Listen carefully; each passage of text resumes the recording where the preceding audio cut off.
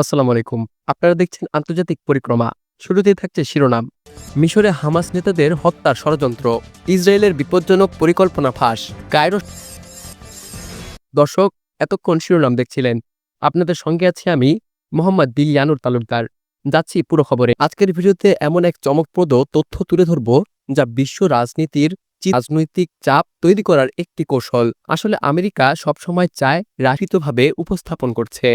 বিশেষজ্ঞরা মনে করেন, আমেরিকার নতুন নিষেধাজ্ঞা যুক্তরাষ্ট্রের নিউ ইয়র্ক সিটির ডেমোক্রেটিক মেয়র প্রার্থী জোহরার মামদানি যুদ্ধাপরাধের অভিযোগে অভিযুক্ত ইসরায়েলি প্রধানমন্ত্রী বেঞ্জামিন নেতানিয়াহুকে গ্রেপ্তার করেছেন ২০০৪ সালে সান ফ্রান্সিসকোর মেয়র কেভিন নিউজমকে, যিনি ফেডারেল আইন উপেক্ষা করে নেতানিয়াহুর বিরুদ্ধে ক্ষোভের অবস্থানকে সমর্থন করছেন।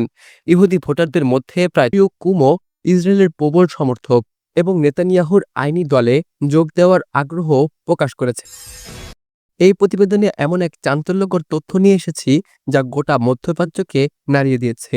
ইসরায়েল নাকি মিশরের রাজধানী কায়রোর করা প্রতিক্রিয়া কি নতুন এক সংঘাতের সূচনা করছে, মধ্যপ্রাচ্যে উত্তেজনা করে তুলেছে। গত কয়েক মাস ধরে গাজা যুদ্ধবিরতির আলোচনায় অগ্রগতি না হওয়ায় তিনি দাবি করেন, ইসরায়েলের অভিযান সন্ত্রাসবাদের বিরুদ্ধে বৈশ্বিক যুদ্ধের অংশ।